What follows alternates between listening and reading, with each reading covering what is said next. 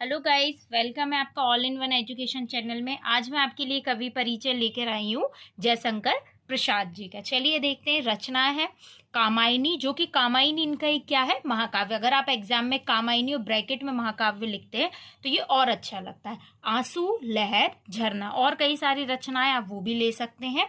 I repeat again, Kamayani, आंसू, लहर, झरना। चलिए अब हम देखते हैं भाव पक्ष। प्रसाद जी या जयशंकर प्रसाद जी छायावाद के प्रमुख कवि हैं। ये आपका टिक द करेक्ट में भी आता है कि छायावादी कवि कौन है, जयशंकर प्रसाद। तो प्रसाद जी छायावाद के प्रमुख कवि हैं। हिंदी काव्य में छायावाद का शुभ आरंभ करने का श्रेय प्रसाद जी को ही दिया जाता है। जो छायावाद का शुभ आरंभ है वो प्रसाद जी से ही माना जाता है। प्रसाद जी ने अपने महाकाव्य कामायनी में समरसता का संदेश दिया है। आपने अपने काव्य में प्रकृति का वर्णन अत्यधिक किया है। चूंकि ये एक प्रकृतिवादी कवि थे, प्रकृति को ही अपनी कविताओं में दिखाया है, तो इनको कह सकते हैं हम कि इन्होंने सबसे ज्यादा अपने काव्य की, अपनी कविता की जो रचना की है वो प्रकृति वर्णन में ज्यादा करी है। चलिए अब हम देखेंगे कला पक्ष। प्रसाद जी की भाषा संस्कृत निष्ठ खड़ी बोली है। कैसी है? संस्कृत निष्ठ खड़ी बोली है। भाषा में माधुर्य, ओज एवं प्रसाद गुण कूट कूट कर भरा हुआ है। इनकी भाषा में माधुर्य, ओज गुण, ठीक है। प्रसाद जी ने अपने काव्यों में नवीन छंदों की रचना की। वो ऐसे काव्य लिखते थे जिससे एक नया छंद उभर के आ जाता था। तो हम कह सकते हैं कि आपने जो काव्य लिखे उसमें नए नवीन छंदों को हमें देखने मिला है। आपने कई प्राचीन एवं नवीन अलंकार, चूंकि उन्होंने छंद भी नवीन करे हैं तो उनके जो अलंकार हैं वो प्राचीन भी हैं, पुराने भी और नवीन भी अलंकारों का प्रयोग किया गया है उनके छंदों में। उनके अलंकारों में भी नवीनता है और छंदों में भी नवीनता है। अब हम देखेंगे साहित्य में स्थान। छायावाद के उन्नायक जयशंकर प्रसाद का आधुनिक हिंदी साहित्य में शीर्ष स्थान है। शीर्ष पर स्थान है मतलब सबसे उच्च कोटि के ये कवि हैं और इनका स्थान भी सबसे उच्च कोटि का है।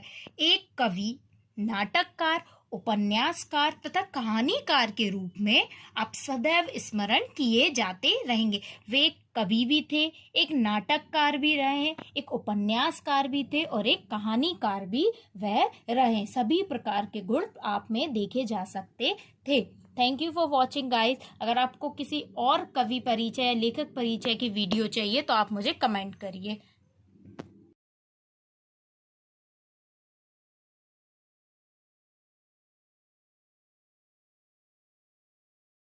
हेलो फ्रेंड्स, आज कवि परिचय में मैं आपके लिए लेके आई हूँ सूरदास जी का कवि परिचय, जो सबसे ज्यादा एग्जाम में पूछा जाता है। चलिए हम स्टार्ट करते हैं। स्टार्ट करेंगे रचनाएं। उनकी जो रचना है वो सबसे ज्यादा जरूरी है, आपको याद होना चाहिए। उनकी मुख्य रचनाएं सूरसागर, सूरसारावली, साहित्य लहरी, ये तीन ही उनकी सबसे ज्यादा इंपॉर्टेंट रचनाएं जो हमें पता होना चाहिए। आई रिपीट अगेन, सूरसागर, सूरसारावली, साहित्य लहरी। चलिए अब आते हैं भाव पक्ष। भाव पक्ष में क्या आता है? सूरदास जी ने गीत परंपरा का विकास किया है। गीत परंपरा से तात्पर्य है कि उन्होंने ऐसी कविताएं लिखी हैं जिन्हें हम गा सकते हैं, ठीक है। सूर का वाल वर्णन इतना मोहक तथा मधुर है जिसके आधार पर उन्हें वात्सल्य रस का सम्राट कहा जाता है। हमने अक्सर देखा है कि उन्होंने कृष्ण जी के बाल रूप का अत्यधिक वर्णन किया है। तो उन्होंने बाल जो रूप का वर्णन किया है उससे उनका वात्सल्य झलकता है, ठीक है।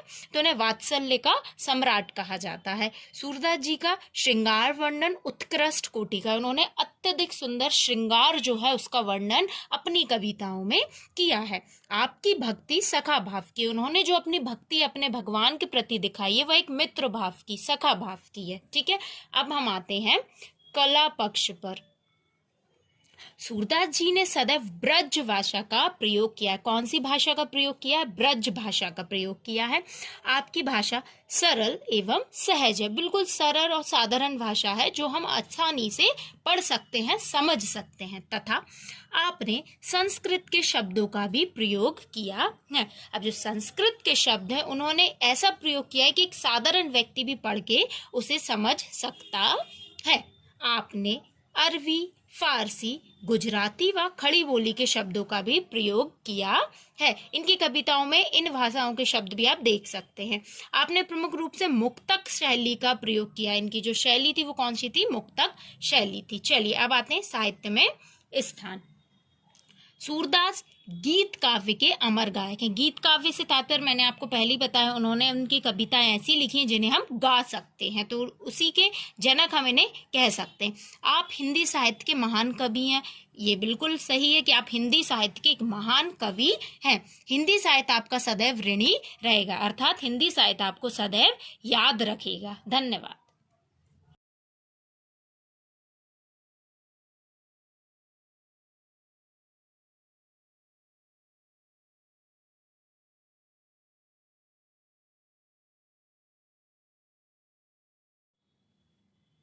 Hello guys, all in one education channel में मैं आपका वेलकम करती हूँ। आज मैं आपके लिए लेकर आई हूँ कवि परिचय। आज कवि परिचय हमने लिया है तुलसीदास जी का। चलिए देखते हैं रचनाएं। रामचरितमानस, विनय पत्रिका, कवितावली, गीतावली, दोहावली आदि। और भी कई रचनाएं आप वो भी ले सकते हैं, लेकिन ये बहुत इजी रचना है, कवितावली, गीतावली, दोहावली। अब हम देखेंगे भाव पक्ष। भाव पक्ष में तुलसीदास जी भगवान राम के एक निष्ठ भक्त हैं। उन्होंने भगवान राम की एक निष्ठ तरीके से भक्ति की है। उनके काव्य में भगवान राम के महान चरित्र का गुणगान हुआ है। उनके जो काव्य हैं उन्होंने उसमें भगवान राम जी के चरित्र का गुणगान किया है। तुलसीदास जी के काव्य में समन्वय की भावना की प्रधानता है। उनके काव्य में किस चीज की प्रधानता है? समन्वय की भावना की प्रधानता है। आपके काव्य में सभी रस मिलते हैं, जितने भी रस है आपके काव्य में देखे जा सकते हैं।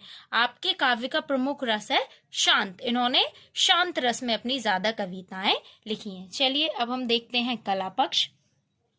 तुलसीदास जी ने ब्रज भाषा और अवधी में काव्य रचना की है। ब्रज भाषा में और अवधी भाषा में इन्होंने अपनी काव्य की रचना की है। उन्होंने संस्कृत, अरबी, फारसी के शब्दों का भी प्रयोग किया है। आपने प्रबंध एवं मुक्तक दोनों शैलियों का प्रयोग किया है, या दोनों शैलियों में काव्य की रचना करी है। आपने दोहा, चौपाई, पद, सवैया, कवित आदि छंदों का प्रयोग किया है। ठीक है, अब हम देखते हैं साहित्य में स्थान। आप हिंदी साहित्य के अमर कवि हैं। अमर, आपको हिंदी साहित्य हमेशा याद करता है। आपका साहित्य विश्व स्तरीय है। आपके लिए कहा गया है, क्या कहा गया है? कविता करी के तुलसी न लसे, कविता लसीपा तुलसी की कला। धन्यवाद। Thank you for watching guys.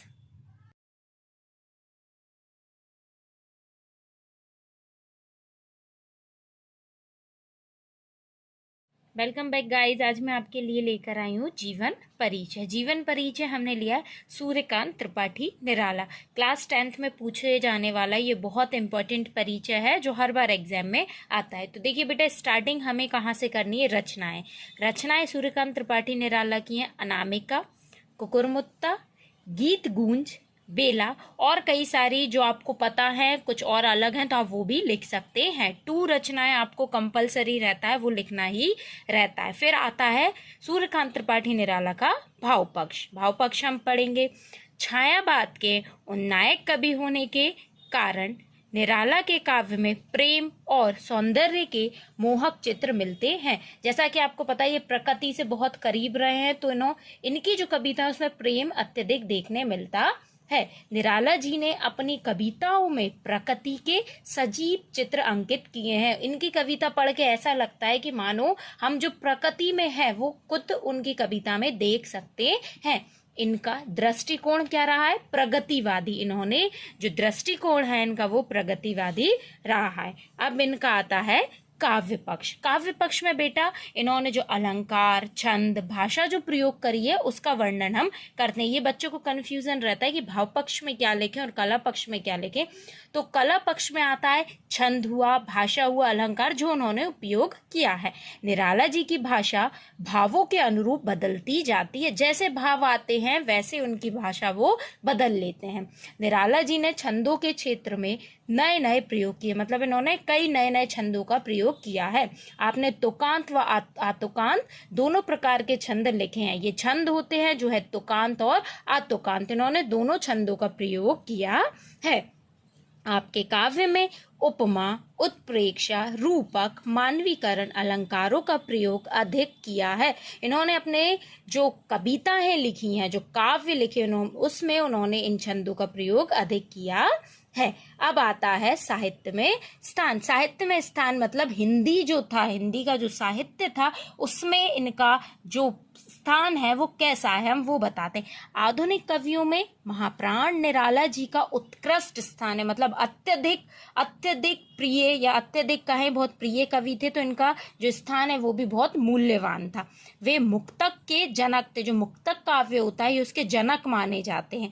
आपने हिंदी कविता को नई दिशा प्रदान की है। जो हिंदी कविता थी उसको इन्होंने बिल्कुल एक नई दिशा दे दी। आपको हिंदी साहित्य सदैव याद रखेगा और आपको हिंदी साहित्य सदैव याद रखता है। ये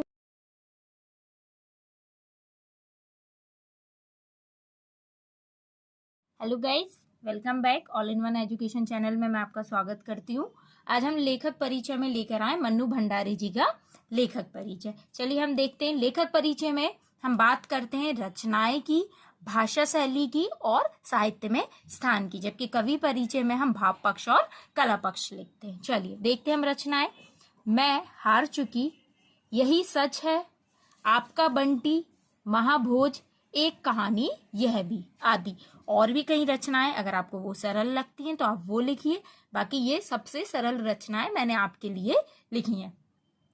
मैं फिर से एक बार दोहराती हूँ। मैं हार चुकी, यही सच है, आपका बंटी, महाभोज, एक कहानी यह भी। चलिए अब हम इनकी भाषा शैली को देखते हैं, जिसमें मैंने भाषा अलग लिखा है और शैली अलग। आप चाहें तो भाषा और शैली साथ लिख सकते हैं। चलिए हम देखते हैं। मन्नू भंडारी जी की भाषा सहज एवं स्वाभाविक है। बिल्कुल सरल भाषा का इन्होंने उपयोग करा है।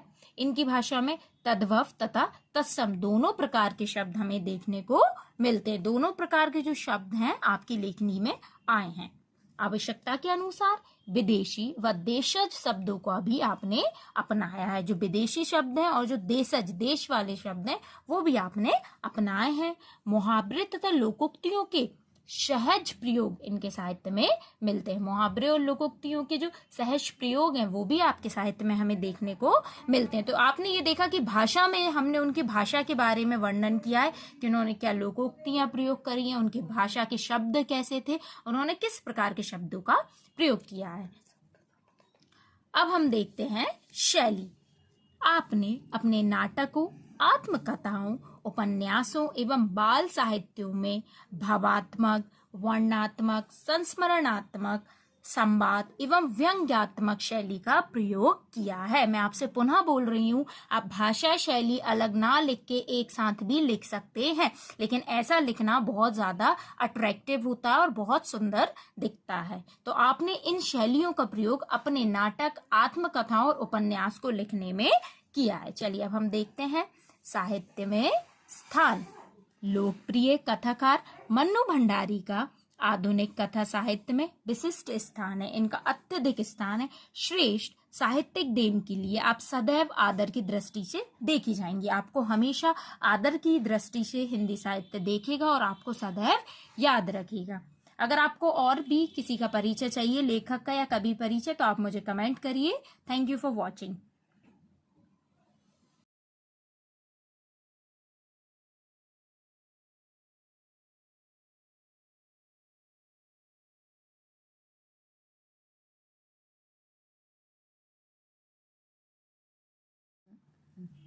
हेलो गाइस, वेलकम करती हूँ मैं मेरे channel all in one education channel पे।